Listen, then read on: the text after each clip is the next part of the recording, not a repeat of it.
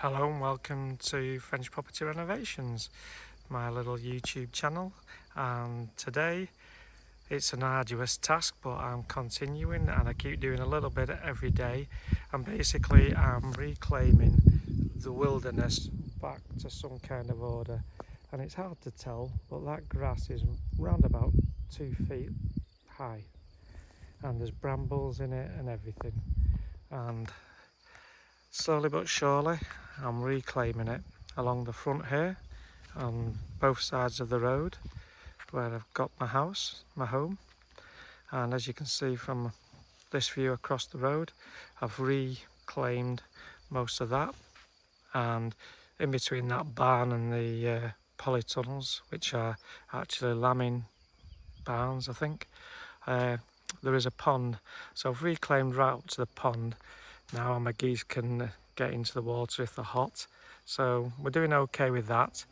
And yes, I've managed to, there is a shaman there between the barn and the green polytunnels.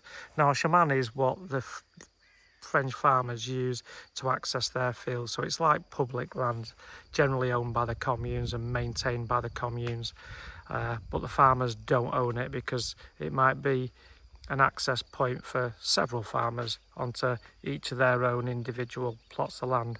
So you can now go down that shaman, and I can actually drive around the back of that barn. And if I move to the side here, you can maybe see that I've now got my car, there you go, parked in the old Dutch barn. So that's good, that's out of the heat of the day, and yeah, quite loving that. Now obviously, if you're wondering, my property here goes right down there to the dustbin, and as you can see there, it's still overgrown, and you can see the line roughly where I've got to, and you can see my piles of rubbish that's come out of the house. So there's hardcore, I've graded it all. That's the big stuff there next to the old shower cubicle, and you've got some bigger stuff, and basically you end up with the sand which are used for sandblasting, and you've got the old house on this side of the road. So why am I videoing today, you might ask? Because when you're doing this reclaiming, I generally tend to do the strimming first so I can find out what's underneath, and this land here isn't exactly level. It's got little ruts in it, so I don't know if you can see that, them little ruts. But also the grass tends to, when it gets big and chunky like this, tends to grow into big clumps, and it takes a bit of time to get the clumps back. But the reason I'm videoing today is because I found all these eggs. Where? Well, I don't know what type of eggs those are. Are they snake eggs? Are they bird eggs? Maybe the pheasant eggs? I'm not sure. I'm going to give it a rough count now, because there's a bloody lot there. I was going to F and Jeff them. That's in my nature. Yes, I'm a plumber. But I can see 1, 2, 3, 4, 5, 7, 8, 9, 10, 11, 12. There might be at least 12 eggs there, and I have no idea what they are. So if there's anybody out there who knows what type of eggs those are, I'd be interested to find out.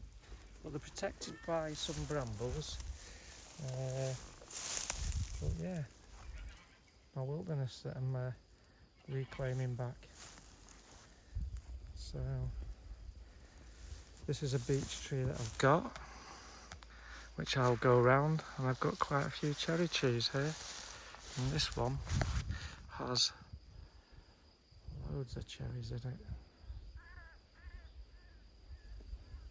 And I like my trees, so I'm going to leave the grass long round them so they stay good for the summer and don't get dehydrated.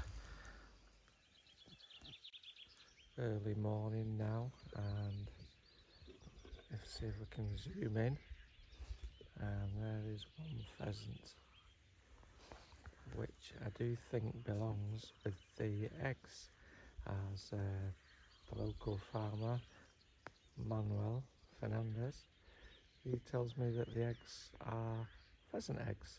So I've seen a pheasant over here on the land here opposite my house where the eggs are. So yeah, I think they're pheasant eggs. But no pheasant here this morning, but we've got one slightly up the road.